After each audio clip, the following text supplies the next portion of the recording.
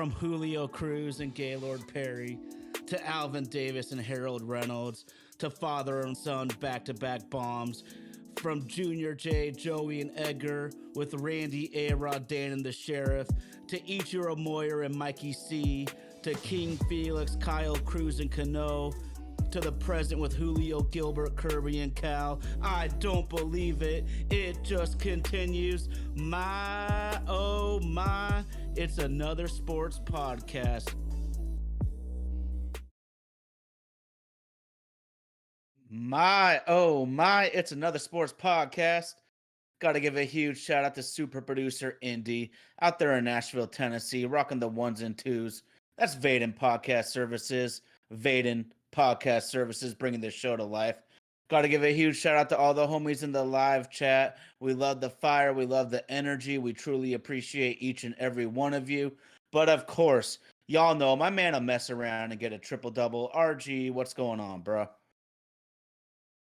Somebody said y'all were looking for me. Here I go. Birthday boy in full effect. Older today than I was yesterday, and officially be older tomorrow than I was even right now. Let's go.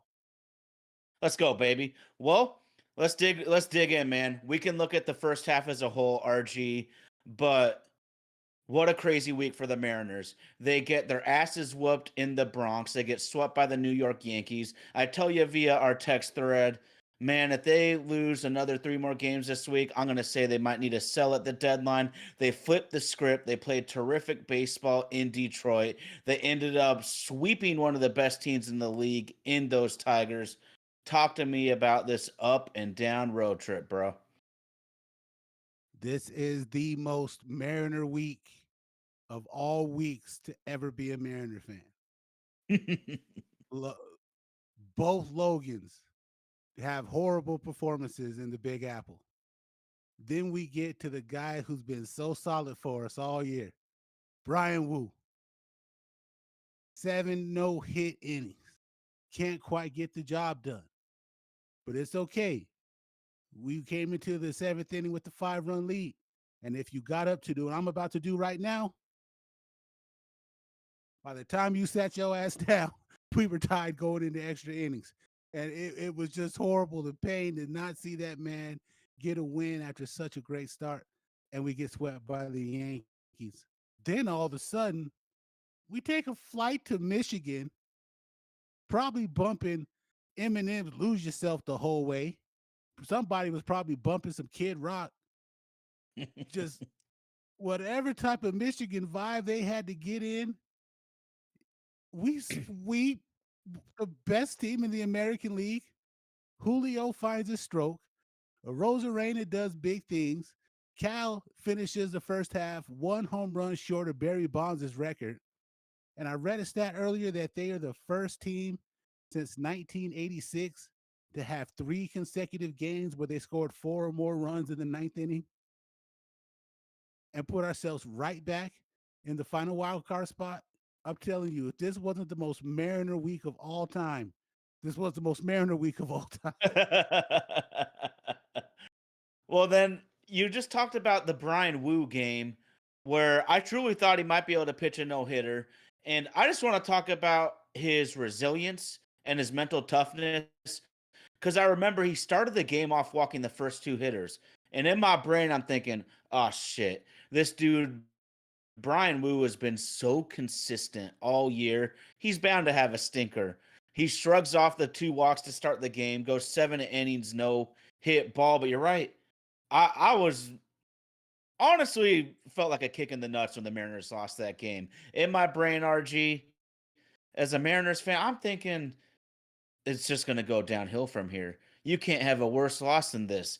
That is so typical Seattle Mariners, but baby, a little piss and vinegar baseball, and more importantly, honestly, I'm all about having a good attitude. I'm all about coming in with intensity, but your talent and play matters. You can be the most focused, intense individual, but if you're not performing, if you're not executing, then none of that shit on the side really matters. So congratulations to the Mariners, man. I was already burying them at the end of the Yankees series, and kudos for them to get up off the mat and show some grit and some mental toughness to get that 3 wins at the end of the weekend.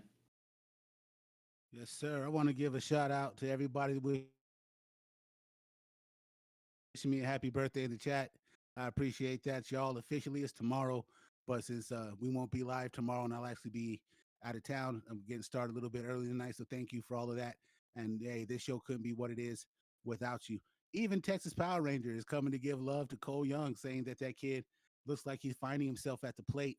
And maybe this is us starting to find a way to gel at the right time, and a horrible time to have a week off to see if we can't keep that continuity going. Yeah, no doubt, no doubt. This week off will be good for a lot of people. I think our pitchers, especially, although statistically they're not there, they're kind of middle of the pack in every stat that really matters as a team. Pitching staff, we need these guys to bounce back. They're fully capable. But I just want to jump into Julio Rodriguez because I noticed a few major things, bro. And you said he got it going, and he did. 3 home runs in 3 games, but some of them are different. So I noticed 2 of those home runs were on off speed pitches. One of them was on a fastball on the outside corner he drove out to right field. Those three home runs are not like most of the home runs he hits. Usually they are cookies that I need my star player to crush any and every time. Julio, look at this, dude. I looked this one up and it's a great nugget, man. In 2024, Julio hit 173 on off speed pitches. In the same year, he hit 318 on fastballs. This season, RG, he's Julio's hitting 208 on breaking balls, but 276 on fastballs. It's simple as day. If this Julio shows up and he can do damage on breaking pitches, this could be the epiphany we were all hoping for. I'm not going to get ahead of myself. Tarek Skubal served up a cement mixer of a change up. I believe that I need Julio to do damage on. Scooble gives you a pitch middle. You ain't gonna see that shit again from a pitcher of his quality. Do damage. We talked about it last week. I need my guys to do damage when the cookies are there. And hopefully this could be a turning point because the eye test and the stats say Julio can't hit the junk. If he starts to hit the junk, we might have a different ball player. Dude, if he could figure it out, absolutely, with the off speed stuff, we might, like you said, get to see a different ball player. At least he isn't Cody Bellinger from a couple years ago, where the attempt to hit the off speed stuff, and you would watch Cody just that swing he had was just retching his back. It just looked horrible. It just looked horrible, like bad habits for them to let a young player come into the league with. But you're absolutely right, man. You got to feast when the buffet is there, and at least fight it off. Even if you can't make sense, just fight it off, because then eventually he has to throw you one to try to get you out and do damage when he does. But you're right, man. This was the most Jekyll and Hyde performances that we've seen all year, and it ended on a high note.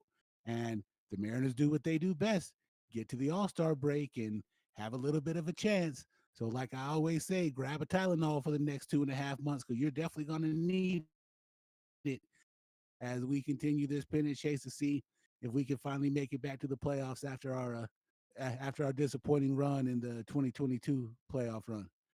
Shout out to Texas Power Ranger. And Tyson Batchelor says, you guys drafted a stud pitcher today, MVP of the College World Series. If you allow us some time, we'll get into that in a little bit, because I got to ask Ty some questions about the MLB draft. But again, we come into the All-Star break, 5 behind Houston, holding on to the last wild card spot. We have a new visitor in the race. It's the Tampa Bay Rays. And if they were to leapfrog us, all 4 teams in the American League East are going to make the playoffs this year. That is just wild and insane. So the dogfight is definitely on. We come back to the season. I believe we start with Houston up there at T-Mobile Park. So enjoy the time, the rest. Hopefully Cal gets to put on a performance tomorrow night during their home run derby. I saw Randy Arozarena got added to the team. So we do got some good Mariner representation. Hopefully, they light Atlanta up and don't have too much fun in Magic City. And then it's time to get back to work.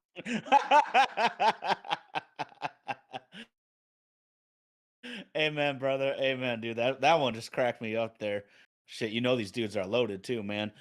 Real talk though, a guy that wasn't an all-star, but he's playing at an all-star quality level. Huge shout out to JP Crawford. From the dish, he's having the best season of his career so far. I don't like to jinx guys. I don't like to get too ahead of myself. This is Major League Baseball. Every player is going to face several peaks and valleys, but JP Crawford, fourth in all of baseball in on base percentage, and he's tied for fourth among all shortstops in WAR. And I heard a great nugget recently, RG, and we talk about leadership. Well, what is leadership? So recently it came out that Ben Williamson, the rookie third baseman, called up midseason. He is not big on going out. He's not a big club guy. He's probably not going to Magic City with the homies, but JP is He's the one missing that out on some invites good this dude food. to play. I bet we know Lou Williams likes those lemon pepper wings, man. You can't keep a sixth man out of there during COVID. You know it's got to be good, bro. No, but Hanging out real with Jack talk though, Harlow, man. but that's not the JP point. Crawford, dude. It's huge though. Dude, when you are new to a profession, you're new to a team, you're new to a group of friends. Maybe it's a new girlfriend for Pete's sakes, but someone making you feel welcome when you're new, the new guy is pivotal to building camaraderie. So I'm so proud of JP and I'm so glad that that got out to the masses because that's the leadership we need to see from this ball club. It doesn't always happen on the diamond. It doesn't mean you got to be yelling in your teammates' face. It's the little things behind the scenes that matter. It sure does, man. It sure does. So you take a look back at the 2004 Red Sox, and the article comes out where it calls them a bunch of idiots, and they embraced it. They embraced the challenge. They embraced the hate, even when they were down 3-0, and Boston Globe writer Dan Shaughnessy called them a group of frauds. What do? They embraced it and told him. And what was it? Kevin Millar told him, "You're going to take back that comment you said about us," and ended up doing it. Just any little thing that gets that camaraderie built and gets it going, I'm all for, man. And like I said, we're sitting in a good spot. We are sitting in a very good spot with a chance to actually make this happen. Will we get it done? Only time will tell, because we're going to face some stiff competition. We're going to face some stiff competition coming down, and we got to eat when we get a chance to eat. Can't let up any series against the A's that we have coming up. We got to find a way to keep the Angels in the rear view. Texas is getting healthier as we're getting healthier, and then there's a struggle that we might have with Big Brother. Even though over the last couple of years it seems like we might have closed the gap with them, they're going to go on a streak. So we got to try to keep up pace for pace with them. Uh, Getting in here to the chat a little bit. Sunday Evening Media says Julio opting out of the All Star game was very mature. I think so as well too. He needs some time to just sit and get this team together. Um, and then Tyson asks, "What is our honest thoughts of Dan Wilson so far?" I I personally like that Dan has a little bit more of the ability that they've allowed him to actually coach like a baseball coach, instead of being like service was a micromanager of a computer system that's telling you what to do. It feels to me, it feels a little more real with our manager this year. Maybe I'm only speaking for myself, but again, it could have been better if we're still doing it by the math. We still had a 9-game swing now with Houston from when we were up 4 and they were chasing us, and now we're chasing them. But all things considered, to be sitting here holding on to a wild card spot, the team found a way to beat a really, really good Astros team. I mean, a really good Tigers team. I don't think we could really ask for anything more going into it. And hopefully, Robles finds a way to get back. And if he was anything of what he was before he got hurt, with the team finally looking like they're starting to come around offensively, even though 3 games is a small sample size, I'll take it, man. Mhm. I love that you brought up Robles because I always forget about it. Kind of the out of sight, out of mind thing. With Dan Wilson, man, he's had some rookie moments out there. He's a rookie manager, so I don't really know what people are expecting. And the one thing that I've noticed time after time in my 40 years on planet Earth, bro, is that if you love baseball, there are going to be people that criticize the manager's day to day in game decisions all the time, no matter what they are. He's had a couple blunders. I think he's ridden with a couple of bullpen guys in high leverage spots longer than he should. But that's really minuscule in the big scheme of things, man.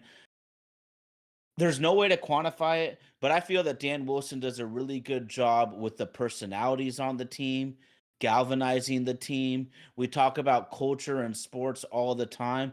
It seemed, well, this week's a great example. I think there's Mariners teams in the past, most of my life, that would have laid down and given up on the season after that sweep in the Bronx. This team said, fuck that. I don't give a shit if we're playing the best pitcher in baseball on maybe the best team. We're going to go in and do work. And that's exactly what they did. And that's a reflection of the leadership to have that attitude. Dan's going to get better as time goes. Most rookies at any profession have their lumps as long as they improve along the way. And I'm with you, man. I like that Dan's not afraid to make a move that might not be analytically appropriate, I guess I would say. But you know what? We're humans. This world's not completely taken over by AI yet. It's well on its way. It's well on its Oh, way, and you if they're know going to it. and if, They're trying to but I replace tell my you, ass. but I tell you, if they're going to give me more of those Yeti and Bigfoot videos, I might be willing to be on board for just a little bit. Those things are hilarious, but that's beside the point. Um, Tyson asked what I really mean is, do you think that he'll be at the reins? And if you see him being there, if we're good with him at the reins, and if you see him being there in the long term, you know what, man? That is such a it's a good question, but it's a hard question to answer. Just because coaching in any sport is what have you done for me lately, and lately could be a bad week performance. So it's really hard to say. I think we should definitely give him a shot. The team seems to be supporting him. He's learning as he goes. He hasn't had any crazy, crazy moments yet. But again, success is only as good as the next day's starting pitcher. We are talking about baseball. Nico joining the chat with from Romantic about baseball. Happy to have you with us tonight, Nico. And it's good to see Tommy back with us tonight too. Nico says, "Great sweep in Detroit after that debacle in New York. Happy birthday, RG. I appreciate you, man. We're just trying to spread some love and enjoy this Mariner baseball season while all we can, and that's just really all we're doing. Like I said earlier, all in all, I think it's been a great first half for us. I would probably give us a B just because Okay. of the just because again of the momentum swing that caused us to now be five behind Houston instead of neck to neck with them. But all teams have injuries, and we battled back with injuries. I mean, for God's sakes, for us to lose the guys that we did, and this is where we sit now on July 13th, I really can't complain. I really can't complain. You know just as well as anybody else. We are not paid to be homers. We will take this team to the fire if we have to, but Mhm. we really can't right now. We really can't right now. We're in a good spot. Then that's going to bring up the next 2 to 3 weeks and what we do to try to maintain. And I think that's where the headache is going to come from. What is it that we're going to do to try to maintain and try to press forward? Or do we just sit and try to tread water? The conversation came up, and I think it's a great one to have. And those of you in the chat who want to throw your opinion, you're always more than welcome. I absolutely think if Atlanta is willing to take offers, we have more to give. We have more of what they need to give than anybody else on the board. If we make a play for Ronald Acuna Jr., I absolutely might find a way to forgive DePito for lying to us for the last 3 years when they said they were going to spend money on a big splash and they didn't. If we can land DePito, I think we could. And I'll tell you, when you're talking about the number one draft pick from today, that guy might even be involved in the package to go to Atlanta. to get Acuna Jr. if I had my way about it. But Ty, what do you think, man? Are we buyers? Are we sellers? Are we treading water? What is it that we may or may not do before the end of the month to try to solidify our spot in this race? Wow, that's a lot to unpack there, man.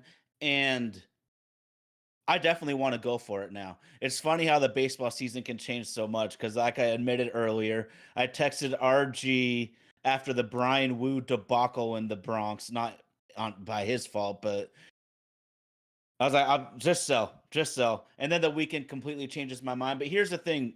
It feels like around Major League Baseball, everyone thinks the Mariners are going to make a push at the deadline. And what is going to really make that happen? If behind the scenes, Jerry is actually feeling some heat on his ass. If he is completely comfortable, if he knows that he is going to be retained for the next few years regardless, you don't feel that pressure. You don't feel like you got to make those moves. But they did fire their manager last summer, RG, as we recall. Well, you fire your manager, who's the next guy, the next logical option? You fire the GM. And I just feel that as much as I know that the Mariners ownership wants to win on their terms, they are not going to be a high budget team. But they still have a certain amount of expectations because they got to get that paper, man. We know that this ownership group truly, truly cares about their year in, year out profit margin. Huge deal. I'm just looking at this right now. I started this weekend, Grand Wago Roundy. Grand Wago Roundy, man. Big game Randy, man. 17 home runs and 16 stolen bases, bro. Shit. Luis Castillo, he's been as consistent as we could ask since that trade. Do we recall anybody in those trades doing massive work except for Noelvi Marte getting popped for steroids a couple years ago? Look at what happens in these big deal trades.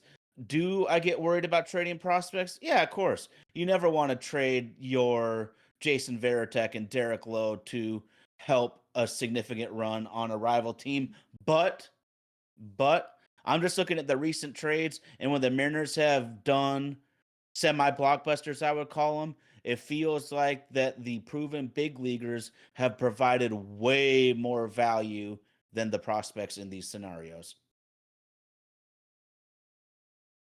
Tay Williams rocking with us tonight. Happy to have you, Tay. He says that we're doing all of that just to try to beat the Astros. And really, it's not trying to just beat the Astros.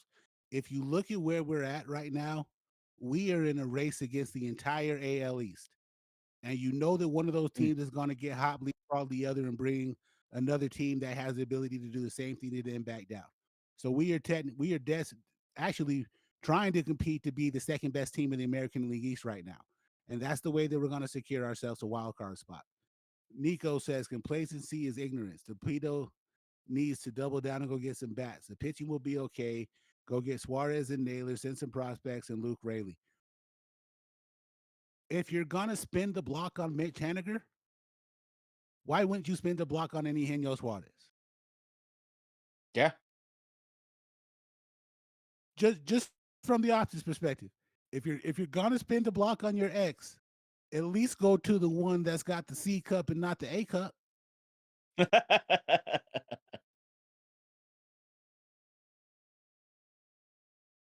Would Acuna stay? Would Acuna have a say in where he's traded and when he wants to come to Seattle? Is Tyson's question. Tyler broke down the contract last week, and I don't think he mentioned a no trade, or I don't think that his name would be up in the discussion.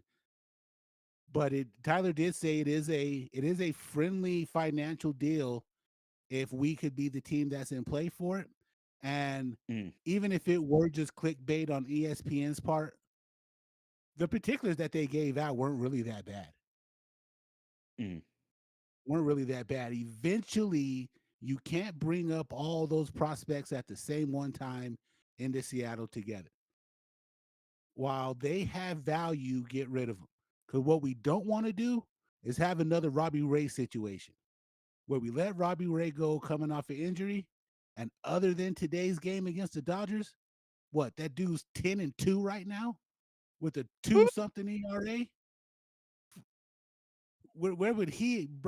Bryce Miller wouldn't be on this rotation if we kept Robbie Ray and Mm. had a chance to have something like that with a bounce back. If you're going to spin the block on Mitch Haniger, you should spin the block on Eugenio Suarez if you're not going to go after someone like Acuna. Amen. And Naylor, maybe Indy can do a quick rundown on the stats and chime in if he sees it. But is Naylor outperforming any other option that we've had at first base this year? Oh, by a long shot. By a long shot. Then He's having a then great you get year. you get 2 for 1. I think the Mariners fucked up by not trading for Naylor this offseason. We would be maybe, I don't know if we'd be head to head with the Astros. We'd be a lot closer if they would have just traded for, and it was a cheap trade, man. I'm talking like the 25th prospect and a middling pitcher. It was a really cheap trade. So that one chaps my ass a little bit.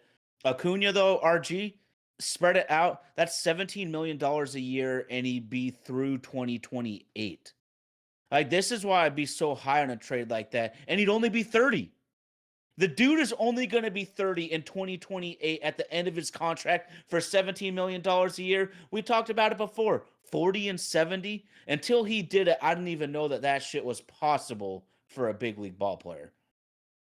I know the injury bug scares people when it comes to Acuna. But again, It you should. spun the block on Mitch Haniger. You got to do something, man. You got to do something. All right, we got Indy to chime in on the live chat. Josh Naylor is hitting 294 with 11 home runs and 58 RBIs. Add that to what, dude, have we had that kind of production at first base? And I know I The opposite. like Luke Raley. I do. I like Luke Raley. But if he has to go for us to get a package with either Acuna or to bring back Suarez and Naylor, it's not personal, dog. It's just business. It is. And the beautiful thing, too, if you go for a guy like Suarez, is you don't have to guess if he's going to mix with your clubhouse.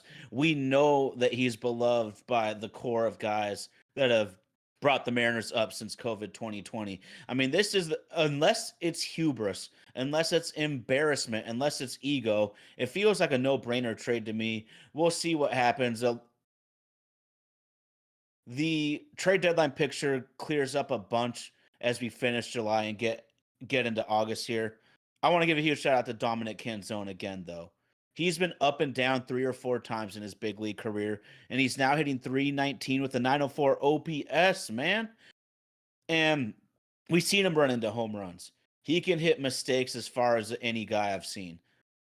But the huge part, RG, working counts, opposite field singles, getting singles on pitchers' pitches. If this is real, if we bring back Robles, we got Robles, Julio, Randy, and Zone. That's a formidable four for the outfield. We just need a little more. And I apologize to whoever wrote it up there, but they were Texas Power is talking about Cole Young getting it going, and I'm actually really optimistic on Cole Young and Ben Williamson long term. RG, those two should not. I repeat, those two should not prevent the Mariners from acquiring proven hitters at either of those positions because they're injury and underproduction fill-ins who I like their long-term potentially, but hell no, bro. If you have the opportunity, it doesn't mean we don't like these guys. We love you, but we got to win this year. A player like Acuna extends this window 1 to 2 more years. Suarez and Naylor says that we're going for it this year, maybe even in the next year. Mariners lifers asked what all would it cost for Suarez and Naylor, like realistically? I'm saying the starting pitcher, probably Luke Raley, and maybe a prospect or two. And that's not a king's ransom for it. That could be very, very beneficial to both of us. This whole Let's keep ourselves in a position to try to win 10 years from now. We're already 10 years into the Dipoto era, and we've only had one playoff appearance. Granted, it was fun, but are we here for fun, or are we here to try to compete for a championship? Are we here to finally not become to not be the only major league franchise that has not been to the World Series?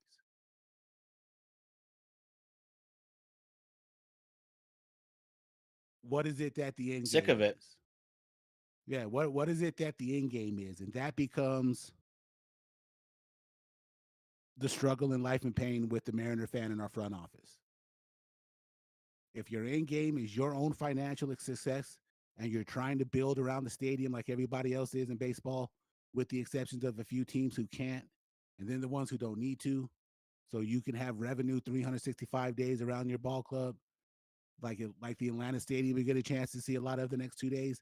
Everything around there is built so they can make money around that thing 365 days. All the restaurants, the hotels, the partnership with the Comcast building, all of that is set up for revenue that has nothing to do with the team. Is that what their goal is, to try to turn Soho into a moneymaker around T-Mobile? Or is it really to get your baseball team to the promised land finally?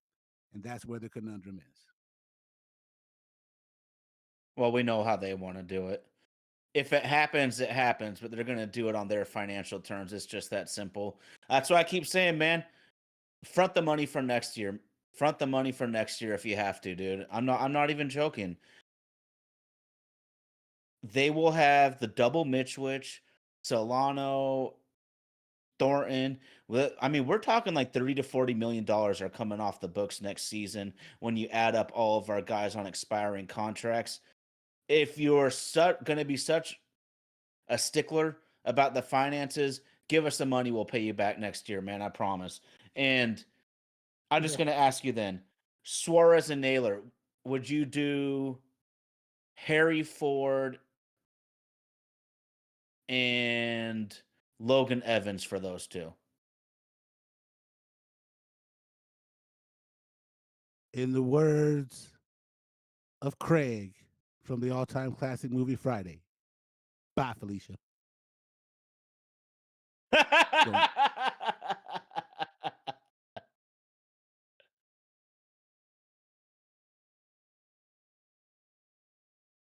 Google says, Tyson Baxter chimes in, Google says M's would give up number 9's prospect Ryan Sloan, number 13 Michael Morales, and 14 Brendan Garcia.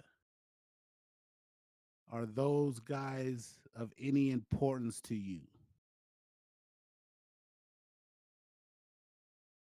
Dude, I would use a PTO day to help those guys move.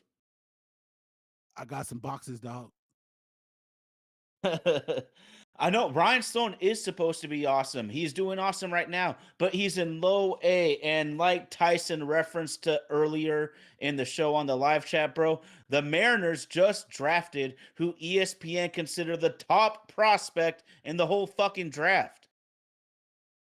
You're telling, like, you can't convince me otherwise that when that falls into your lap, this is a huge thing here. This is huge to me. Drafting Cade Anderson is enormous, RG, because not only was he the MVP of the College World Series, not only is he ESPN's #1 prospect, they also say he is ultra ready, and it has happened before where a guy like a Chris Sale, another tall lefty here, got drafted and helped out his team that very same summer, man. I just think that a guy like Cade Anderson, and the Mariners got so lucky. The MLB started a draft lottery kind of similar to the NBA. They got extremely lucky to get the #3 pick in this draft. To me, this gives you the flexibility where I think you almost have to trade a couple of these young pitchers. And because they're so low in the organization, man, the Modesto Nuts are about to fold. I'm wearing my Everett Aqua Sox hat, man. That's how freaking crazy Northwest I am. But yeah, Tyson 10 toes down. I mean, I think I know what you're thinking, RG. I pull that trade in a fast second.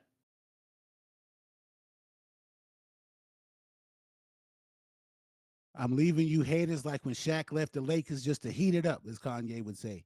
Let's I think it's worth it. I think it's worth it. But again, it's not up to us. It's not up to the chat. It's up to the guy sitting in the front office down there that call T-Mobile Park home. Great conversation to have, though. Great conversation to have. Let me ask this out to the chat because this is what I said I was going to ask Tyler earlier, and again, we'll love input from the chat. The Major League Baseball draft confuses me, and maybe you can help educate me. Why is it, or help me make sense of it on why when you look at the top players that are on the board available for the MLB draft, how in the world can high schoolers have more potential than guys that have actually been playing college baseball? You're rating them against other 17, 18-year-olds, some of which who may not really be as talented as you think they are. They're just good at hitting 85-mile-an-hour pitches, if that. Mm. How is it that high school players every year in the Major League Baseball draft seem to have more value than the guys coming out of college? Is it because of how long you can control and keep them down in the lower ranks before you really have to pay them? And then you see a kid like some random kid out of the Dominican at 15 already has a minor league contract and doesn't even have to go through the draft. Explain it to me. Help me Mhm. make sense of it.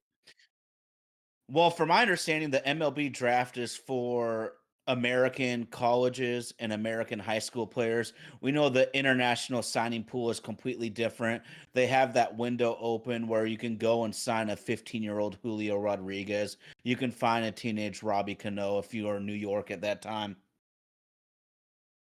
A lot of it is age, though. A lot of it is age because in pro sports and any of them, everyone's tick tock, tick tock. Like once you get to 30, once you get to 35, you're a freaking dinosaur. The Mariners had a post earlier in the week, RG, on on the Mariners official Facebook page, and it was a happy birthday, Jorge Polanco. And I jokingly commented under our my oh my, you might. I don't think he wants y'all telling the world that he's 32 now, given his profession. But the high schoolers just have more time. And honestly, RG, the all drafts are a crapshoot. The biggest crapshoot of them all is the baseball draft, and everyone's just hoping that maybe I get Griffey, maybe I get Dwight Gooden, maybe I get Mike Trout. The safer picks are the college guys, but it's a risk tolerance thing, and also in today's area, it's signability. So, a stupid stat that the Mariners were first in this year is the Mariners had the most available pool money for the draft this year. Doesn't that blow your skirt up, man? I can see I'm just annoying the hell out of my friend on the other side of the mic. But that's the thing. So the Mariners have the money that they can easily go and get the very best player, knowing that they can offer more than the slot to ensure they sign them. The first two picks of the draft are probably as much about signing the player. I noticed the second pick was like the 18th ranked player. That doesn't happen in football. That doesn't happen in hoops. So there's just some weird things with the economic system that kind of influences that. And also, like I said, GMs want to get that lucky high schooler that can completely change their fortunes. Tyson Baxter chimes in. I've always heard that organizations prefer to get at the raw potential from a young, multiple player rather than someone who has been coached by someone at the college level. There's something about that I kind of understand.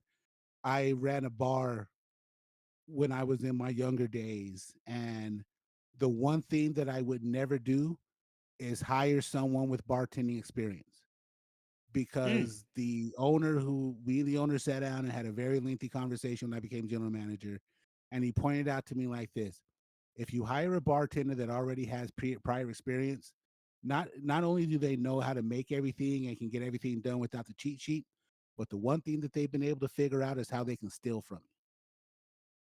And even if it's not stealing cash in the I put this 20 in my pocket aspect, If they overpour a drink, that's technically stealing money from you. So why would you want to hire someone who already has a leg up on being able to do something that you can't monitor?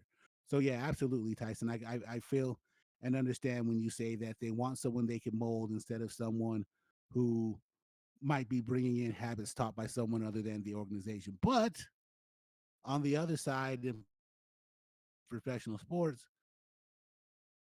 isn't that why those coaches make multi-million-dollar contracts to be able to see those habits, change them, and get them to fit in the system? As Belichick says, do your job. Mm. Can both be true at the same time?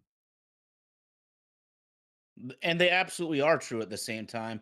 And this is why no matter how many man hours, how much money, how much resources all these organizations pour into their respective drafts, it's still an art, not a science.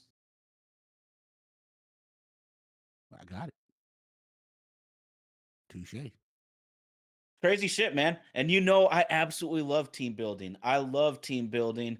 But to sit here and say that even the greatest know exactly what they're doing, they'd be full of shit. And I think that's honestly why the Mariners fan base has a problem with Jerry DePoto to a certain extent, is we're all just sick of him being so smug. He feels like he thinks he's the one that invented baseball. He's the one that invented the analytics. He's the one that invented the home run. And I think people get kind of sick of that, like, we appreciate a guy like John Schneider because he'll be willing to say, "Oh, we messed that up. We missed that pick." You ain't never gonna hear that out of Jerry's mouth. It's not that I need him to admit it. Just what I need him to do is realize that you are not the smartest man in the room. Because the team that we're 5 games behind right now has a absolute better track record of drafting, developing, bringing talent up, getting rid of huge contracts, and still maintaining the same spot that they've had since 2017. When you can do that, then you can talk to me like I'm an idiot, Jerry DePoto. Until then, please kindly shut the fuck up. Yeah, man. Let's catch the Astros for once, man. You do that. They got me in this position where I'm just looking at the wild card already, man. That's my expectation, though. You do that. Shouldn't be like that. And, and like I said, we're not competing for the AL West crown right now. We're competing against the AL East to be the second best team in the AL East and solidify a wild card spot. And that should be the biggest stain on your face when it comes to you wanting to spout out all these analytical numbers and how you've come up with this magical formula.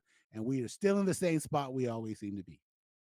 What can you do for us to finally beat the Astros? But you know what also gives him them saving hope? That the Rangers won the World Series as a 6 seed.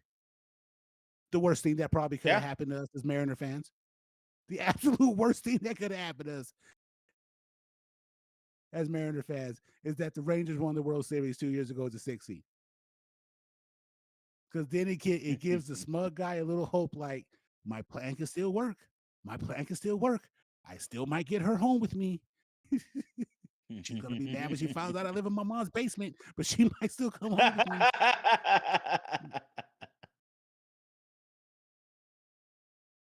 So close. So close. Do it.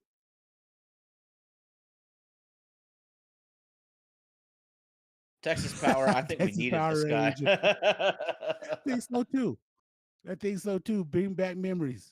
Bring back some memories. I love it. Oh, I let's love it. go. I love it. Man, I hate to have to cut this short, man, because this has been such a fun conversation. Anybody from the chat, y'all got something y'all want to throw down that we can try to get to quickly? If not, I got to be perfectly honest with you. I got to be at the airport here in about 7 hours. I'm lucky enough to get to go spend part of the day in Dallas, Texas tomorrow to go visit some family and get some business done. Uh, Anything else y'all want to chop it up about real quick? Man, I'ma just say I messed it up earlier. Huge shout out to our friends at Romantic About Baseball. Check out the Baseball Lovers Alliance, man. MLB current history, Braves, Mariners, of course, my Miser favorite. The New York teams. Romantic about baseball. The Baseball Lovers Alliance. Check them out. Fantastic baseball content. And RG, baby. It's been an absolute roller coaster, but the Mariners are primed for a playoff push, man, and that's all I can ask for. Yes, sir. Yes, sir. Tommy asked a quick question. Who gets sent down when Robles comes back? Dylan Moore. Easy. No doubt about it. Dylan Moore. And Thankful for what Master he's Boney's just been done. a better player. Sorry. Dylan Moore. Dylan Moore gets gone. It's the way it has to Yeah. be. There's another expiring contract. That's another expiring contract too, RG. So that's a really easy cut to make. Yes, sir. Yes, sir. Yes, sir. Yes, sir. If you have the chance tomorrow, 6 o'clock Pacific, 6 o'clock my time in the mountain, 5 in the west, 7 in the central, 8 in the east. Put on the ESPN and let's cheer and scream at the TV as loud as we can for Cal Raleigh to make some noise tomorrow. How great is that? He finished one home run behind Barry Bonds' record for most at the All-Star break for a switch hitting catcher. How dope is that? It's unbelievable.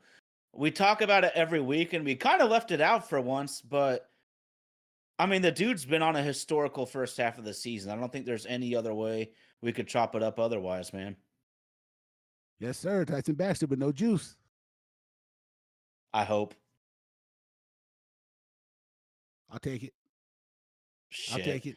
Like I If said, my team was, if my team's winning, what do I care? absolutely no fucks given.